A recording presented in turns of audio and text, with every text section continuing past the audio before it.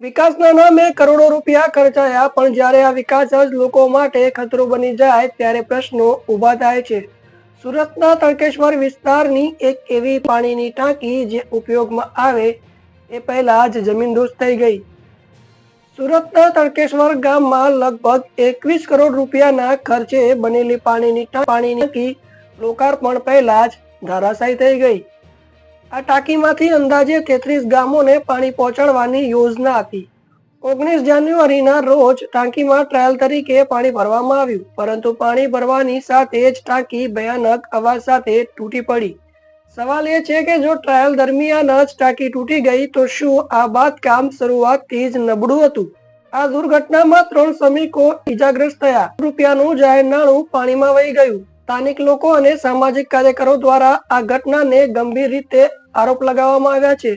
આરોપ છે કે બાંધકામમાં લોખંડ અને સિમેન્ટની ગુણવત્તામાં ગંભીર બેદરકારી રાખવામાં આવી હતી. ગ્રામજનોએ જણાવ્યું કે આ ટાંકી વર્ષો સુધી ઉપયોગમાં આવવાની હતી, પણ આજે સ્થિતિ એવી છે કે લોકોમાં ભય અને ગુસ્સો બંને છે. વિભાગના અધિકારીઓએ મામલાની તપાસના આદેશ આપ્યા છે. તપાસ બાદ જ દોષિતો સામે કાર્યવાહી થશે એવું આશ્વાસન આપવામાં આવ્યું છે. પરંતુ સૌથી મોટા પ્રશ્ન એ છે કે 21 કરોડના બાંધકામમાં ગુણવત્તા ચેક કોણે કરી? કોન્ટ્રાક્ટરને કેટલી જવાબદારી નક્કી થશે? અને સૌથી મહત્વનું, જાહેર નાણાંના નુકસાનની ભરપાઈ કોણ કરશે? વિકાસ ત્યારે જ સાચો કહેવાય જ્યારે તેમાં પારદર્શિતા અને જવાબદારી હોય. હવે જોવાનું રહેશે કે આ 21 કરોડની ટાંકીનું સત્ય બહાર આવે છે કે નહીં.